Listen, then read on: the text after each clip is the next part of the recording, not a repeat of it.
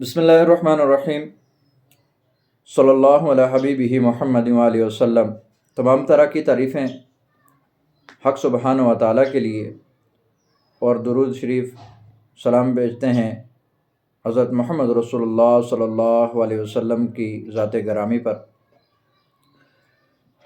अल्लाह रब्बुल इज़्ज़त हमें हर तरह की मोहताजी से, मखलूक की मोहताजी से, शैतान के शर से, बलियात, आफ़ात और मसाइब से महफूज फरमाए। कुछ हज़रात ने मुझसे सवाल किया था कि जी क्या कश्फ के लिए और मुस्तजाब दावात होने के लिए भी कोई अमल किया जा सकता है या नहीं।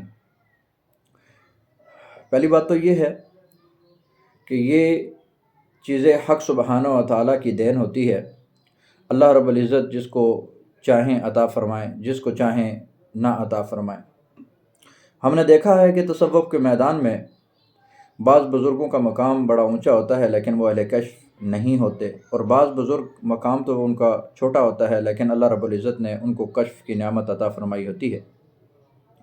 तो अज़ीज़ान मोहतरम, ये चीज़ें हक़ तबारक व तआला की देन है। जिसको जितना चाहे उतना अता फ़रमा दे, जिसको जितना चाहे उतना नवाज दे। हाँ, हक़ सुब्हानहू व तआला से मांगना, हक़ सुब्हानहू व तआला से रुजू करना, हक़ सुब्हानहू व तआला के सामने अपनी गर्दन को ख़म कर देना, अपनी ख्वाहिशात को मार देना, ये ज़रूरी है। असल मकसद कश्फ नहीं होता, असल मकसद इल्हाम नहीं होता। असल मकसद जो है वो हक़ सुब्हानहू व तआला के साथ ताल्लुक़ है, हक़ सुब्हानहू व तआला के साथ निस्बत है, हक़ सुब्हानहू व तआला के साथ जोड़ है। और याद रखें कि इसकी जो बुनियाद है, हक़ सुब्हानहू व तआला के साथ ताल्लुक़ और निस्बत की जो बुनियाद है, जो मंबा है, वो आन जनाब सल्लल्लाहु अलैहि वसल्लम की ज़ात है। आन जनाब सल्लल्लाहु अलैहि वसल्लम के साथ अगर ताल्लुक़ मज़बूत होगा, आन जनाब सल्लल्लाहु अलैहि वसल्लम के ऊपर अगर हम कसरत से दुरूद भेजेंगे तो हमारे लिए अल्लाह तबारक व तआला तक पहुँचना आसान हो जाएगा।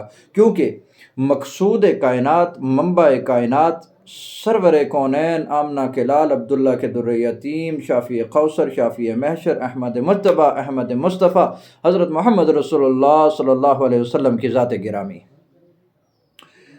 अगर उनकी सुन्नतों के ऊपर अमल करेंगे, उनकी इत्तबा करेंगे, और कामिल इत्तबा, ये नहीं कि ये पकड़ लिया, ये छोड़ दिया, ये पकड़ लिया, ये छोड़ दिया। सहाबा इकराम की ज़िंदगियों को देखें हज़रात, सहाबा इकराम जैसे ही अमल उनके सामने आता, जैसे ही हुक्म सामने आता, फ़ौरन वो उसके ऊपर अमल करते थे, उसके ऊपर कोई चूं चरा नहीं हुआ करती थी।